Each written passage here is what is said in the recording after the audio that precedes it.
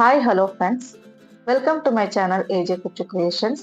ಇವತ್ತೊಂದು ಈಸಿ ಆದಂತಹ bridal crochet ಕುಚ್ಚು ಡಿಸೈನ್ ತೋರಿಸ್ಕೊಡ್ತಾ ಇದ್ದೀನಿ. ಅದಕ್ಕೆ ಆಸ್ ಯೂಶುವಲ್ 10 ನಂಬರ್ ಕ್ರೋಶಾ ನೀಡಲ್ನ ತಗೊಂಡಿದ್ದೀನಿ ಮತ್ತು 6 ಎಳೆ ದಾರನ ಗಂಟು ಹಾಕೊಂಡು ಇಟ್ಕೊಂಡಿದ್ದೀನಿ.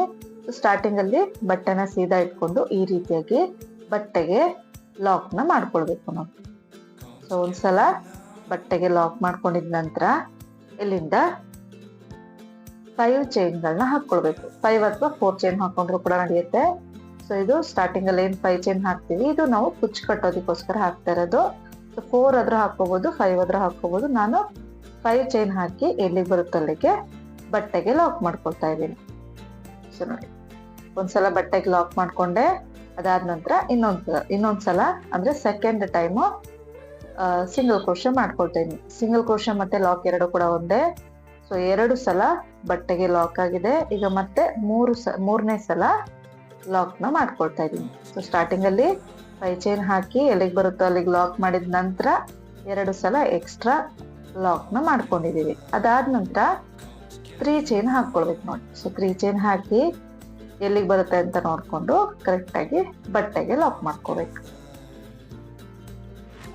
ಸೊ ಸ್ಟಾರ್ಟಿಂಗ್ ಅಲ್ಲಿ 5 ಚೈನ್, ಅದಾದ್ಮೇಲೆ 3 ಟೈಮ್ಸ್ ಸಿಂಗಲ್ ಕ್ರೋಶೆ, ಮತ್ತೆ 3 ಚೈನ್ ಹಾಕಿ ಸಿಂಗಲ್ ಕ್ರೋಶೆ ಮಾಡ್ಕೊಂಡಿದೀನಿ. ಈಗ ದಾರನ ಮೇಲೆ ಕೇಳ್ಕೊಂಡು ಈ ರೀತಿಯಾದಂತಹ ರೌಂಡ್ ಬೀಡ್ ನ ತಗೊಂಡಿದ್ದೀನಿ, ಅಂದ್ರೆ ಫ್ಲವರ್ ಬೀಡು. ಸೊ ಇವನ್ನ ಬ್ರೈಡಲ್ ಬೀಡ್ ಅಂತಾನು ಕರಿತೀವಿ. ಸೊ ಈ ರೀತಿ ಬೀಡ್ ನ ತಗೊಂಡು ಇನ್ಸರ್ಟ್ ಮಾಡ್ಕೊಳ್ತೀನಿ. ಸೊ ನಿಮ್ಮ ಹತ್ರ ಯಾವ್ದಿದೆಯೋ ಆ ಬೀಡು, ಸ್ವಲ್ಪ ಬಿಗ್ ಸೈಜ್ ಬೀಡ್ ನ ತಗೊಂಡ್ರೆ ಆಯ್ತು. ಬೀಡ್ ನ ಇನ್ಸರ್ಟ್ ಮಾಡಿ ಬೀಡ್ ಲಾಕ್ ಮಾಡ್ಕೊಳ್ತೀನಿ ನೋಡಿ. ಬೀಡ್ ಲಾಕ್ ಮಾಡ್ಕೊಂಡೆ.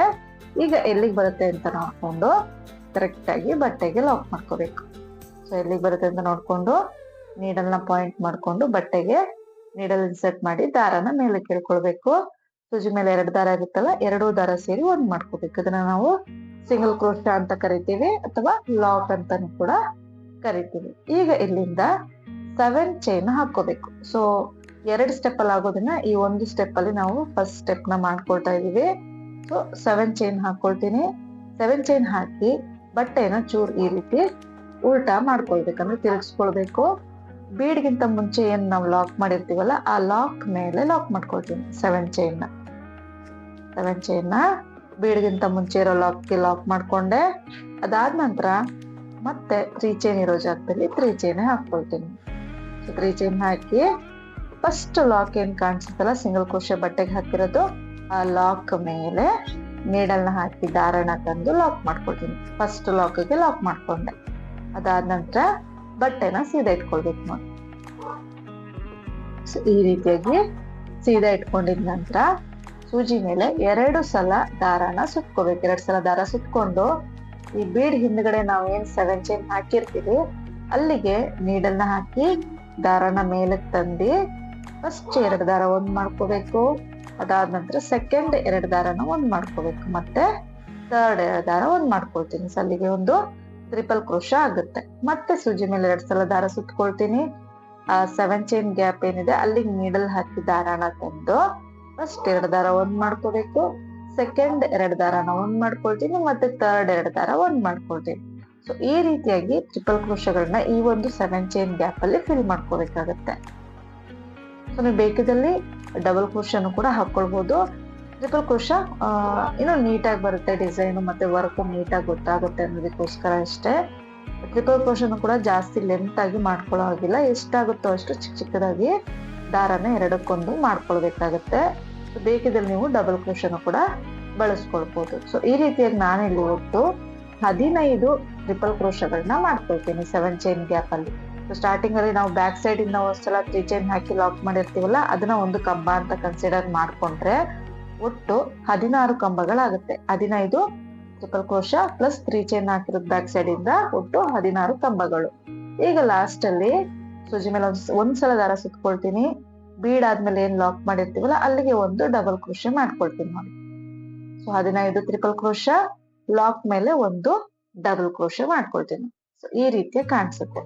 ಸೊ ಈಗ ಒಂದು ಪಾಯಿಂಟ್ ಅಷ್ಟು ಹಿಂದಕ್ಕೆ ಬಟ್ಟೆಗೆ ಲಾಕ್ ಮಾಡ್ಕೊಳ್ಬೇಕು. ಎಲ್ಲಿಗೆ ಬರುತ್ತೆ ಅಂತ ನೋಡ್ಕೊಂಡು 1 ಪಾಯಿಂಟ್ ಹಿಂದಕ್ಕೆ ಲಾಕ್ ಮಾಡ್ಕೊಳ್ತೀನಿ.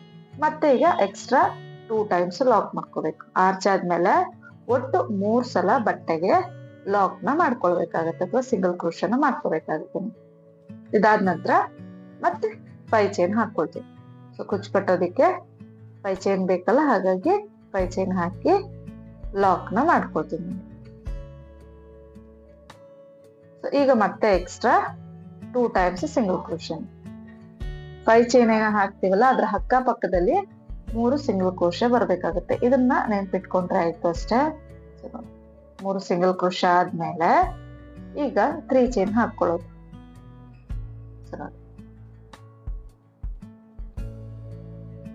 1 2 3 ಚೈನ್ ಹಾಕಿ ಎಲ್ಲಿಗೆ ಬರುತ್ತೆ ಅಂತ ನೋಡ್ಕೊಂಡು ಬಟ್ಟೆಗೆ ನೀಡಲ್ ಹಾಕಿ ದಾರನ ತಂದು ಲಾಕ್ ಮಾಡ್ಕೊಳ್ತೀನಿ. ಈಗ ದಾರನ ಮೇಲೆ ಕೇಳ್ಕೊಂಡು ಬ್ರೈಡಲ್ ಬೀಡ್ ಏನ್ ತಗೊಂಡಿದೀವಿ, ಸೊ ಬೀಡ್ ನ ಇನ್ಸರ್ಟ್ ಮಾಡ್ಕೊಳ್ತೀನಿ. ಬೀಡ್ ಇನ್ಸರ್ಟ್ ಮಾಡಿ ಬೀಡ್ ಲಾಕ್ ಮಾಡ್ಕೊಳ್ಬೇಕು. ಬೀಡ್ ಲಾಕ್ ಮಾಡ್ಕೊಂಡಿದ ನಂತರ ಎಲ್ಲಿಗೆ ಬರುತ್ತೆ ನೋಡ್ಕೊಂಡು ಕರೆಕ್ಟ್ ಆಗಿ ಬಟ್ಟೆಗೆ ಲಾಕ್ ನ ಮಾಡ್ಕೋಬೇಕು. ಬಟ್ಟೆಗೆ ನೀಡಲ್ ಹಾಕಿ ದಾರನ ಮೇಲಕ್ಕೆ ತಂದು 2 ದಾರ ಸೇರಿ 1 ಮಾಡ್ಕೋಬೇಕು. ಈಗ ಇಲ್ಲಿಂದ 7 ಚೈನ್ ಹಾಕೊಳ್ಳೋದು ನೋಡಿ. 3 4 5 6 7 ಚೈನ್ ಹಾಕಿದ್ಮೇಲೆ ಬಟ್ಟೆನ ಚೂರು ತಿರುಗಿಸ್ಕೊಳ್ಬೇಕು ನೋಡಿ, ಡಿಸೈನ್ ತಿರುಗಿಸ್ಕೊಂಡು. ಸೊ ಬೀಡ್ಗಿಂತ ಮುಂಚೆ ಏನ್ ನಾವು ಬಟ್ಟೆಗೆ ಲಾಕ್ ಮಾಡ್ಕೊಂಡಿರ್ತೀವಲ್ಲ, ಸೊ ಬೀಡ್ಗಿಂತ ಮುಂಚೆ ಏನ್ ಬಟ್ಟೆಗೆ ಲಾಕ್ ಮಾಡಿದೀವಿ ಅದ್ರ ಮೇಲೆ ನೀಡಲ್ ಹಾಕಿ ದಾರನ ತಂದು ಲಾಕ್ ನ ಮಾಡ್ಕೋಬೇಕು. ಸೊ ಅದಾದ ನಂತರ 3 ಚೈನ್ ಇರೋ ಜಾಗದಲ್ಲಿ 3 ಚೈನ್ ಹಾಕೊಳ್ತೀನಿ. ಹಾಕೊಂಡು ಫಸ್ಟ್ ಸಿಂಗಲ್ ಕ್ರೋಶ ಹೋಲ್ ಕಾಣಿಸುತ್ತಲ್ಲ, ಬ್ಯಾಕ್ ಸೈಡ್ ಇಂದ ನೀಟಾಗಿ ಕಾಣಿಸುತ್ತೆ. ಫಸ್ಟ್ ಸಿಂಗಲ್ ಕ್ರೋಶ ಹೋಲ್ ಮೇಲೆ ಲಾಕ್ ನ ಮಾಡ್ಕೊಳ್ತೀನಿ. ಅದಾದ ನಂತರ ಬಟ್ಟೆನ ಸೀದಾ ಇಟ್ಕೊಳ್ಬೇಕು. ಸೀದಾ ಇಟ್ಕೊಂಡು ಸೂಜಿ ಮೇಲೆ 2 ಸಲ ದಾರನ ಸುತ್ಕೊಳ್ತೀನಿ. ಸುತ್ಕೊಂಡು ಈ 7 ಚೈನ್ ಗ್ಯಾಪ್ ಏನಿದೆ, ಬ್ಯಾಕ್ ಸೈಡ್ ಇರುತ್ತಲ್ಲ 7 ಚೈನ್, ಆ ಗ್ಯಾಪ್ ಅಲ್ಲಿ ನೀಡಲ್ ಹಾಕಿ ದಾರನ ತಂದು 2 ದಾರ 1 ಮಾಡ್ಕೊಳ್ತೀನಿ. ಸೆಕೆಂಡ್ 2 ದಾರ 1 ಮಾಡ್ಕೊಳ್ತೀನಿ. ಥರ್ಡ್ 2 ದಾರ 1 ಮಾಡ್ಕೊಳ್ತೀನಿ. ಅಲ್ಲಿಗೆ ಟ್ರಿಪಲ್ ಕ್ರೋಶ ಆಗುತ್ತೆ. ಈ ರೀತಿಯಾಗಿ ಒಟ್ಟು 15 ಟ್ರಿಪಲ್ ಕ್ರೋಶ ಹಾಕೋಬೇಕಾಗುತ್ತೆ. ಸ್ಟಾರ್ಟಿಂಗ್ ಅಲ್ಲಿ ಬ್ಯಾಕ್ ಸೈಡ್ ಇಂದ 3 ಚೈನ್ ಹಾಕಿರ್ತೀವಿ.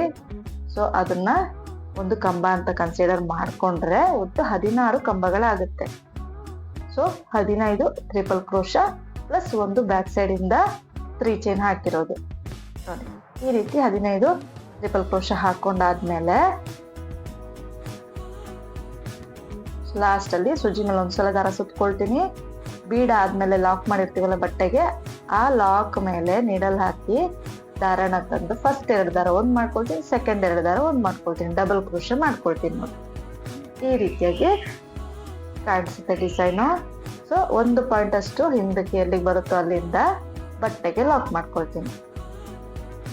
ಸೊ ಈಗ ಮತ್ತೆ ಎಕ್ಸ್ಟ್ರಾ 2 ಟೈಮ್ಸ್ ಸಿಂಗಲ್ ಕ್ರೋಶ ಮಾಡ್ಕೊಳ್ತೀನಿ ಪಕ್ಕ ಪಕ್ಕನೆ. ಅದಾದ್ಮೇಲೆ ಮತ್ತೆ 5 ಚೈನ್ ಹಾಕೊಳ್ಳೋದು, 3 ಟೈಮ್ಸ್ ಸಿಂಗಲ್ ಕ್ರೋಶ, ಮತ್ತೆ 3 ಚೈನ್ ಹಾಕಿ ಎಲ್ಲಿಗೆ ಬರುತ್ತೆ ಅಲ್ಲಿಗೆ ಲಾಕ್ ಮಾಡ್ಕೊಂಡು ಬೀಡ್ ಇನ್ಸರ್ಟ್ ಮಾಡಿ ಮತ್ತೆ ಇದೇ ರೀತಿಯಾಗಿ ಆರ್ಚ್ಗಳನ್ನ ಕಂಟಿನ್ಯೂ ಮಾಡ್ಕೊಂಡು ಹೋಗ್ಬೇಕಾಗುತ್ತೆ ನೋಡಿ. ತುಂಬಾ ಈಸಿ ಇದೆ, ತುಂಬಾ ಬೇಗನ ಹೋಗ್ಬಿಡುತ್ತೆ. ಬಿಗಿನರ್ಸ್ ಕೂಡ ಆರಾಮಾಗಿ ಡಿಸೈನ್ ಟ್ರೈ ಮಾಡ್ಬೋದು. ತುಂಬಾ ಗ್ರ್ಯಾಂಡ್ ಡಿಸೈನು, ಕಡಿಮೆ ಸಮಯದಲ್ಲಿ ಈ ಡಿಸೈನ್ ನೀವು ಟ್ರೈ ಮಾಡ್ಬೋದು ನೋಡಿ. ಈ ರೀತಿಯಾಗಿ ಕಾಣಿಸುತ್ತೆ.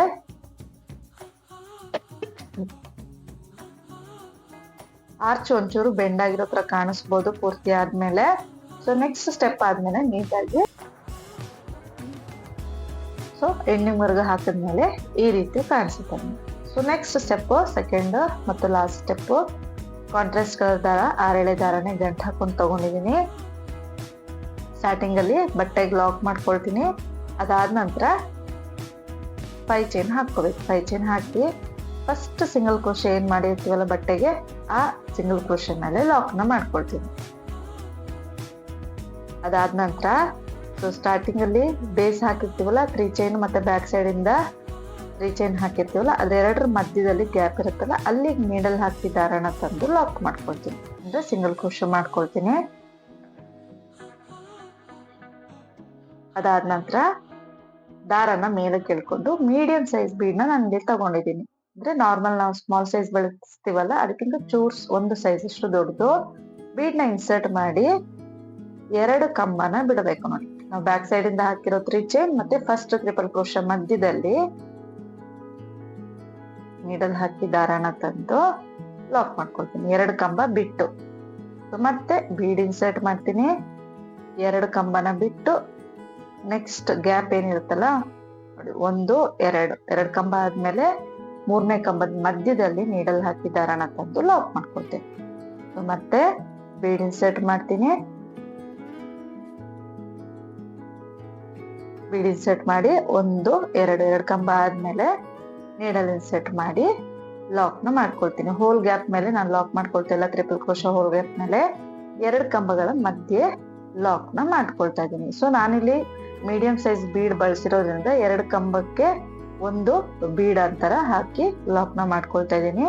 ನೀವು ಸ್ಮಾಲ್ ಸೈಜ್ ಬೀಡ್ ತಗೊಳ್ಳೋದಾದ್ರೆ ಒಂದೊಂದು ಕಂಬದ ಮೇಲೆ ಒಂದೊಂದು ಬೀಡ್ಗಳನ್ನ ಕೂಡ ಹಾಕಿ ಲಾಕ್ ನ ಮಾಡ್ಕೊಳ್ಬಹುದು. ಸೊ ನೋಡಿ ಮತ್ತೆ 2 ಕಂಬ ಆದ್ಮೇಲೆ ಲಾಕ್ ನ ಮಾಡ್ಕೊಳ್ತೀನಿ.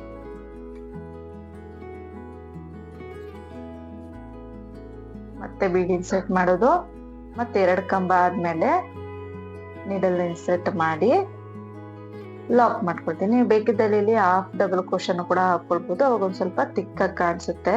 ಅಂದ್ರೆ ಗ್ರೀನ್ ಕಲರ್ ದಾರ ಏನ್ ನಾವು ಬಳಸಿರ್ತೀವಿ ಸೊ ಅದು ಸ್ವಲ್ಪ ತಿಕ್ಕಾಗಿ ಕಾಣಿಸುತ್ತೆ ಹಾಫ್ ಡಬಲ್ ಕ್ರೋಶೆ ಯೂಸ್ ಮಾಡಿದ್ರೆ. ಸೊ ಸಿಂಗಲ್ ಕ್ರೋಶೆನೂ ಕೂಡ ತೊಂದರೆ ಇಲ್ಲ. ನೋಡಿ ಯಾವ ರೀತಿ ಕಾಣಿಸ್ತಾ ಇದೆ ಅಂತ ನಾನು ತೋರಿಸ್ತೀನಿ ಮುಂದಕ್ಕೆ. ಸೊ ಮತ್ತೆ 2 ಕಂಬ ಆದ್ಮೇಲೆ ಲಾಕ್ ನ ಮಾಡ್ಕೊಳ್ತೀನಿ. ಸೊ ನಿಮ್ಗೆ ಕಷ್ಟ ಆಗತ್ತೆ 3 ರಿಂದ 4 ಬೀಡ್ ಒಂದೇ ಸಲ ತಗೊಳಕ್ಕೆ ಅಂದ್ರೆ ಒಂದೊಂದೇ ಬೀಡ್ ನ ಕೂಡ ತಗೊಂಡು ಇನ್ಸರ್ಟ್ ಮಾಡಿ ಲಾಕ್ ಮಾಡ್ಕೊಳ್ಬಹುದು. ಸೊ ಒಂದೇ ಸಲ 2 ರಿಂದ 3 ಬೀಡ್ ತಗೊಂಡ್ರೆ ನಿಮ್ಗೆ ಸ್ವಲ್ಪ ಟೈಮ್ ಸೇವ್ ಆಗುತ್ತೆ ಅವಾಗವಾಗ ಬೀಡ್ ನ ತಗೊಳ್ಳೋದು. ಸೊ ಲಾಸ್ಟ್ದು ಬೀಡ್ ನ ಇನ್ಸರ್ಟ್ ಮಾಡಿ 2 ಕಂಬ ಆದ್ಮೇಲೆ ನೋಡಿ ಈ ಗ್ಯಾಪ್ಗೆ ಲಾಕ್ ನ ಮಾಡ್ಕೊಳ್ತೀನಿ. ಒಂದು ಆರ್ಚ್ ಅಲ್ಲಿ ಒಟ್ಟು 8 ಬೀಡ್ಗಳು ಹಿಡ್ಸುತ್ತೆ ನೋಡಿ, 8 ಬೀಡ್ಗಳು ಹಿಡ್ಸುತ್ತೆ.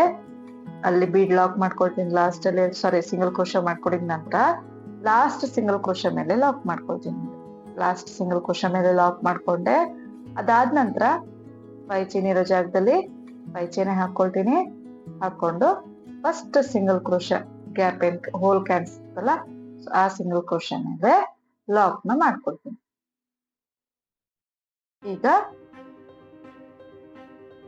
ಫಸ್ಟ್ 3 ಚೈನ್ ಮತ್ತೆ ಬ್ಯಾಕ್ ಸೈಡ್ ಇಂದ ಹಾಕಿರೋ 3 ಚೈನ್ ಏನಿರುತ್ತಲ್ಲ ಅದ್ರ ಮಧ್ಯದಲ್ಲಿ ಒಂದು ಸಿಂಗಲ್ ಕ್ರೋಶೆ ಮಾಡ್ಕೊಳ್ತೀನಿ ನೋಡಿ. ನೀಡಲ್ ಹಾಕಿ ದಾರನ ತಂದು ಲಾಕ್ ಮಾಡ್ಕೊಳ್ತೀನಿ.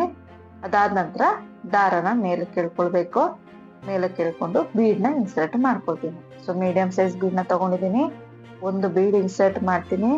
ಮತ್ತೆ ನೋಡಿ 1 2 ಕಂಬ ಆದ್ಮೇಲೆ ಆ ಗ್ಯಾಪ್ ಇರುತ್ತಲ್ಲ ಸೊ ನೋಡಿ 1 2 ಕಂಬ ಆದ್ಮೇಲೆ ಏನ್ ಗ್ಯಾಪ್ ಇರುತ್ತೆ ಅಲ್ಲಿ ನೀಡಲ್ ನ ಇನ್ಸರ್ಟ್ ಮಾಡಿ ಸಿಂಗಲ್ ಕ್ರೋಶೆ ಮಾಡ್ಕೋಬೇಕು. ಇಲ್ಲಿ ಬೀಡ್ ಇನ್ಸರ್ಟ್ ಮಾಡಿ ಬೀಡ್ ಲಾಕ್ ಮಾಡೋಂತ ಅವಶ್ಯಕತೆ ಇಲ್ಲ. ಸೊ ಮತ್ತೆ ಬೀಡ್ ಇನ್ಸರ್ಟ್ ಮಾಡ್ತೀನಿ, ಅಲ್ಲಿಂದ 1 2 ಕಂಬ ಆದ್ಮೇಲೆ ನೆಕ್ಸ್ಟ್ ಗ್ಯಾಪ್ ಗೆ ಲಾಕ್ ಮಾಡ್ಕೊಳ್ತೀನಿ. ಸೊ ಇದೇ ರೀತಿಯಾಗಿ ಒಟ್ಟು 8 ಬೀಡ್ಗಳನ್ನ ಹಾಕಿ ಸಿಂಗಲ್ ಕ್ರೋಶೆಗಳನ್ನ ಮಾಡ್ಕೊಂಡು ಬರ್ಬೇಕಾಗತ್ತೆ. 8 ಬೀಡ್ ಹಾಕಿ ಸಿಂಗಲ್ ಕ್ರೋಶೆ ಮಾಡ್ಕೊಂಡಿದೀನಿ. ಈಗ ಲಾಸ್ಟ್ ಸಿಂಗಲ್ ಕ್ರೋಶೆ ಬಟ್ಟೆಗೆ ಏನ್ ಹಾಕಿರ್ತೀವಲ್ಲ ಆ ಸಿಂಗಲ್ ಕ್ರೋಶೆ ಮೇಲೆ ಲಾಕ್ ಮಾಡ್ಕೊಳ್ತೀನಿ. ಇಷ್ಟೇ ಡಿಸೈನು, ತುಂಬಾ ಅಂದ್ರೆ ತುಂಬಾ ಈಸಿ ಇದೆ. ಅದಾದ್ಮೇಲೆ ಮತ್ತೆ 5 ಚೈನ್ ಹಾಕಿ ಲಾಕ್ ಮೇಲೆ ಅಂದ್ರೆ ಫಸ್ಟ್ ಲಾಕ್ ಏನ್ ಕಾಣಿಸುತ್ತಲ್ಲ ಅದ್ರ ಮೇಲೆ ಲಾಕ್ ನ ಮಾಡ್ಕೊಳ್ತೀನಿ. ಸೊ ಮತ್ತೆ ಇದೇ ರೀತಿ ಆರ್ಚನ ಕಂಟಿನ್ಯೂ ಮಾಡ್ಕೊಂಡು ಹೋಗ್ಬೇಕಾಗತ್ತೆ. ಸೊ ಈ ರೀತಿಯಾಗಿ ಕಾಣಿಸುತ್ತೆ ಡಿಸೈನ್. ನೀವು ಬೇಕಿದ್ದಲ್ಲಿ ಸ್ಮಾಲ್ ಸೈಜ್ ಬೀಡ್ ನ ಕೂಡ ಬಳಸ್ಬೋದು. ಈ ಅಂದ್ರೆ ಮೀಡಿಯಂ ಸೈಜ್ ಬೀಡ್ ಅಂತ ತುಂಬಾ ಗ್ರ್ಯಾಂಡ್ ಆಗಿ ಕಾಣಿಸುತ್ತೆ ಡಿಸೈನು. ಸೊ ಬ್ರೈಡಲ್ ಬೀಡ್ ನ ಕೂಡ ಬಳಸಿರ್ತೀವಿ ಹಾಗಾಗಿ. ಸೊ ನೋಡಿ ಪೂರ್ತಿ ಫಿನಿಶ್ ಆದ್ಮೇಲೆ ಲಾಸ್ಟ್ ಅಲ್ಲಿ ಎಕ್ಸ್ಟ್ರಾ ಥ್ರೆಡ್ ಏನಿದೆ ಅದನ್ನ ಬ್ಯಾಕ್ ಸೈಡ್ ಗಮ್ ಹಾಕಿ, ಸೊ ಇದಕ್ಕೆ ನಾನು 147 ದಾರನ ಕುಚ್ಚನ್ನ ಕಟ್ಕೊಂಡಿದೀನಿ. ಆರ್ಚಸ್ ಲೆಂತ್ಗೆ ಕುಚ್ಚು ಕಟ್ಕೊಂಡಿದೀನಿ. ಬೇಕಿದ್ದಲ್ಲಿ ನೀವು ಬ್ರೈಡಲ್ ಕುಚ್ಚನ್ನ ಕೂಡ ಕಟ್ಕೊಳ್ಬಹುದು. ಸೊ ಬೀಡ್ ನ ಸೆಂಟರ್ ಅಲ್ಲಿ ಕುಚ್ಚನ್ನ ಕಟ್ಕೊಳ್ಳೋದು. ಸೊ ಇವತ್ತಿನ ಡಿಸೈನ್ ಇದಾಗಿತ್ತು. ನಿಮ್ಗೆ ಇಷ್ಟ ಆಗಿದೆ ಅನ್ಕೊಂಡಿದೀನಿ. ಇಷ್ಟ ಆಗಿದ್ರೆ ಪ್ಲೀಸ್ ಲೈಕ್ ಮಾಡಿ, ಮತ್ತು ಹೊಸೊಬ್ರು ನೋಡ್ತಾ ಇದ್ರೆ ಸಬ್ಸ್ಕ್ರೈಬ್ ಮಾಡಿ ಸಪೋರ್ಟ್ ಮಾಡಿ, ಮತ್ತು ನೀವು ಟ್ರೈ ಮಾಡಿ ಹೇಗೆ ಬಂತು ಅಂತ ಮರಿದಲ್ಲೇ ಕಮೆಂಟ್ ನಲ್ಲಿ ತಿಳಿಸಿ. Thank you.